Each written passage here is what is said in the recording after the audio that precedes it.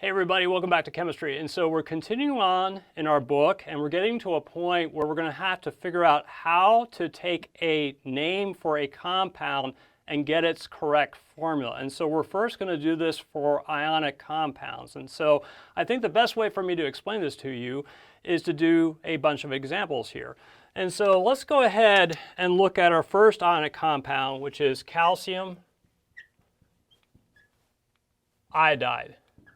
So one thing I want to do is just confirm that this is in fact an ionic compound. How would you do that?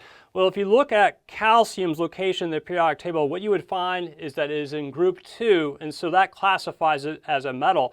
If you look at the iodine atom's location in the periodic table, you would see it's in group 17. In the old periodic tables, it's group 7, and that would classify as a nonmetal. So we're dealing with an ionic compound here. So if you have an ionic compound, what you have to do to figure out its formula is you have to know what the charges of these ions are. So when calcium becomes ionized, because it's in group 2, it will lose 2 electrons, and so the calcium ion is 2+. On the other hand, when iodine becomes iodized and becomes the iodide ion, it tends to pick up 1 electron, and so you can think of it as having 1 negative charge. Now, what we sort of have to figure out is what the correct formula for it is. So you sort of have to decide, is this going to be 1 atom of calcium bind to 1 atom of iodine, or is it 2 atoms of calcium bound to 1 atom of iodine, or is it 1 atom of calcium bound to 2 atoms of iodine, or is it like 3 calcium atoms bound to 2 iodine? So one of these choices is correct, so which one? How do you figure that out? Well, the goal in writing a formula for an ionic compound is to make sure that you have added enough ions into the total such that you have charge balance. So let me explain how you do that in this example.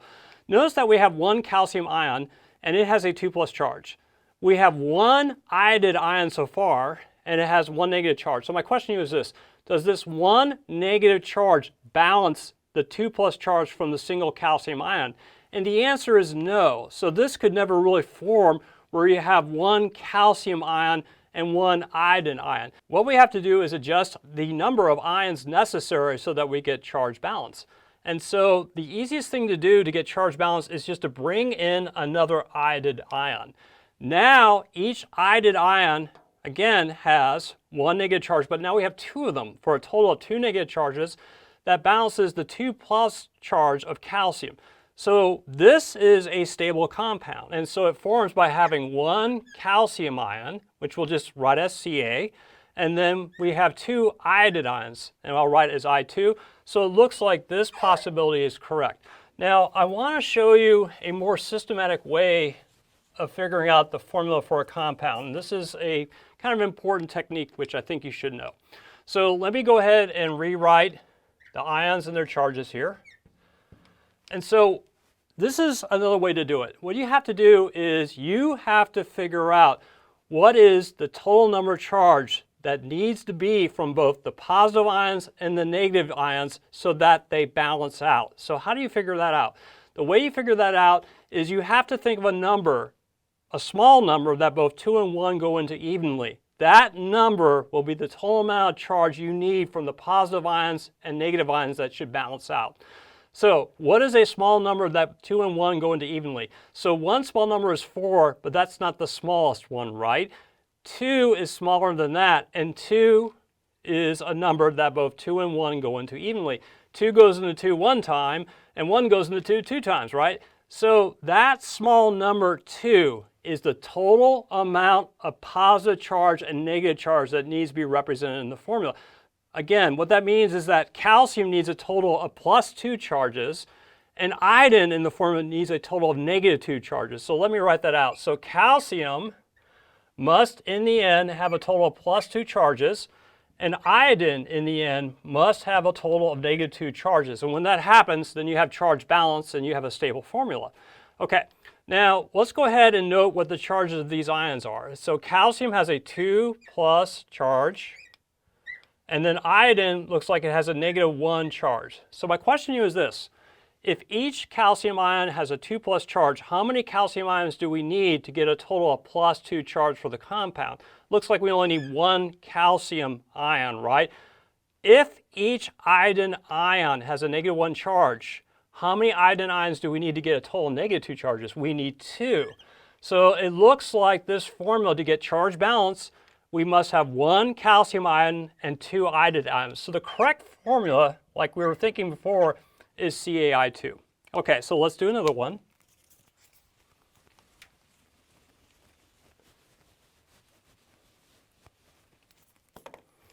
Okay, aluminum oxide.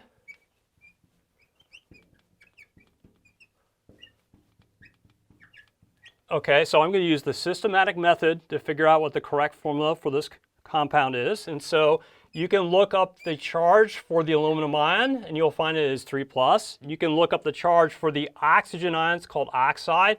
It is O2-. What I want to do is think of a number that both 3 and 2 go into evenly, and this should be a small number. So the number that I can think of is 6, right? 3 goes into 6 2 times, 2 goes into 6 3 times.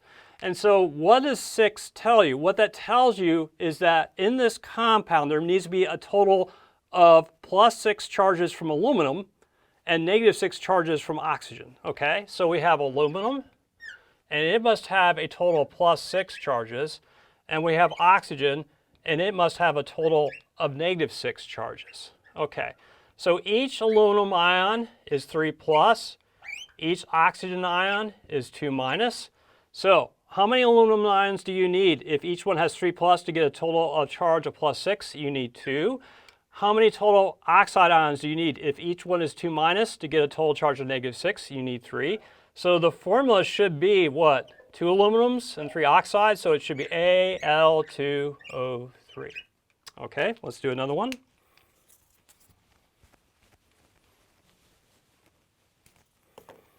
Okay, so zinc sulfate.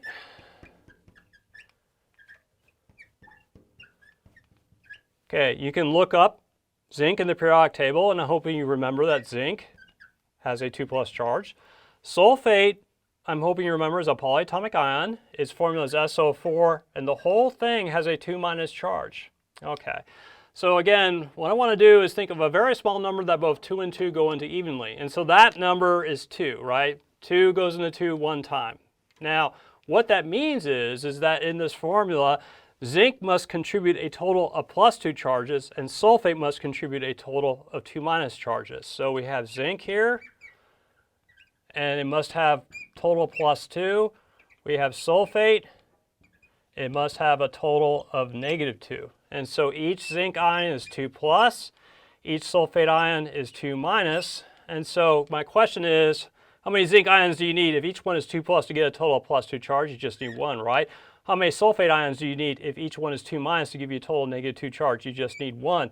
So really the formula is ZnSO4. And so actually we went through this sort of long process to figure out you just need 1 zinc and 1 sulfate to balance, but you sort of look at here the actual ions in if you look here at the actual charges of the ions, what you can see is that zinc has a 2+ charge and sulfate has a 2- charge, and so you can only imagine that you only need 1 of these to balance, and so this makes perfect sense. Okay, let's move on to the next one. Okay, scandium hydroxide. Okay, so what you'll have to do is look where scandium is in the periodic table. You will see that it is a monatomic ion with a particular charge, and it has a charge of +3. Hydroxide is a polyatomic ion. Its formula is OH, and it has a negative charge. Okay, so now let's think what the total charge of the scandium should be in this compound, and the hydroxide should be in this compound. So the way you figure that out is, again, what is the smallest number that both 3 and 1 can go into evenly? I can think that it's 3. So that means that there must be a total of +3 charge from scandium and a total of -3 charge from hydroxide in this compound. So let me write that out. Scandium should have a total charge of +3, and hydroxide should have a total charge of -3. Okay, now let's go ahead and write down each scandium ion is 3+. Each hydroxide ion is 1-. So if you have a scandium ion, each one has a 3 positive charge, how many scandium ions do you need to get a total of +3? You only need 1. If each hydroxide has 1- charge, how many hydroxide ions do you need to get a total -3? Well, you're going to need 3, right? So it looks like in this compound we need 1 scandium ion and 3 hydroxide ions to achieve charge balance. So what is the formula? So I'm going to make a mistake. So I'm going to write SCOH3. So this is not correct. And the reason why this is not correct is because this formula here suggests that you have 1 scandium atom, 1 oxygen atom, and 3 hydrogen atoms. And that's not the case. What we have to do is we need 3 of the hydroxide polyatomic ions. So we need OH taken 3 times. So this is not right. So really what we need to do is write SCOH3. And that should be the correct answer. Okay, let's move on.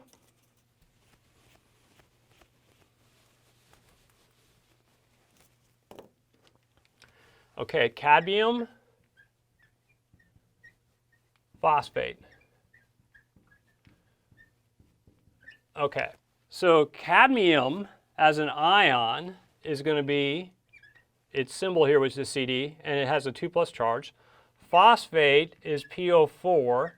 That's a polyatomic ion, and it has a 3- charge. Okay, so now we have to sort of figure out what the total positive and negative charge is going to be. What is that value? And so what is the smallest number that both 2 and 3 go into evenly? It is 6. So it looks like we're going to need a total of +6 charges for cadmium, and for phosphate, a total of -6 charges for phosphate.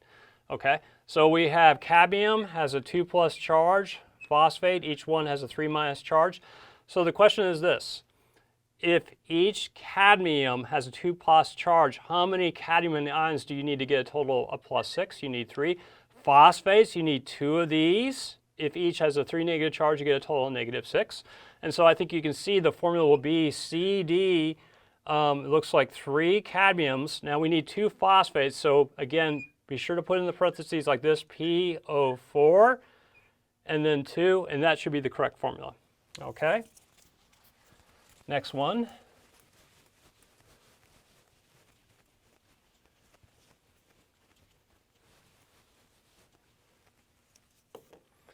Okay, we have ammonium,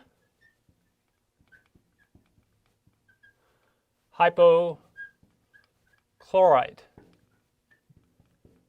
Okay, ammonium is a polyatomic ion, and its formula is NH4, and it has a single positive charge.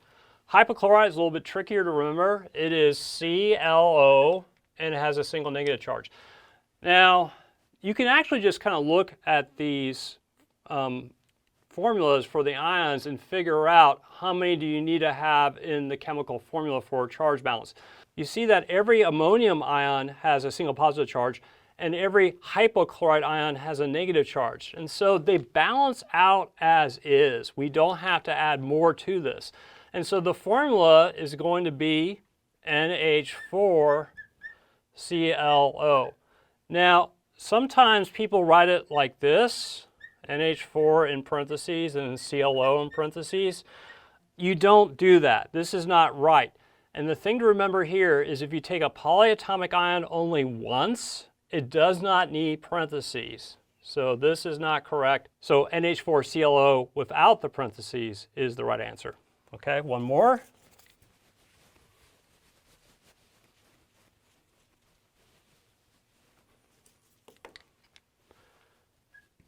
Copper 2 nitride. Okay, so here if you see a Roman numeral, that tells you what the charge of the copper ion is going to be. And so that is helpful because if you did not see that Roman numeral there, you would not know whether the copper ion was either in a +1 charge or a +2 charge. So it's good that we are told by this Roman numeral it's a +2 charge. So I'm going to write copper 2+. Now, nitride, what is that? That is the ion of the nitrogen atom. So this is not a polyatomic ion. This is the ion of the nitrogen atom. The nitrogen atom can be found in group 15, or in the old periodic tables, group 5. And so I'm hoping you remember that when you have nitrogen ionized to nitride, its charge is 3-. Okay, so how do you figure out the formula? Not too bad. Again, what's the smallest number that both 2 and 3 go into evenly? It is 6. And so that tells you that we need a total of +6 charges from copper in the formula and a total of -6 charges from nitride in the formula. So copper needs to be ending up to be +6. Nitride has to be -6. Notice that each copper ion is 2+. Each nitride ion is 3-. And so how many copper ions do we need to have? So if each one has a 2+ charge to give us a total +6, we need 3. How many total nitride ions, if each has a 3- charge to give us a total of -6, we need 2. So the formula should be, it looks like copper 3 and 2. Okay, thank you for listening to that, and we'll see you next time.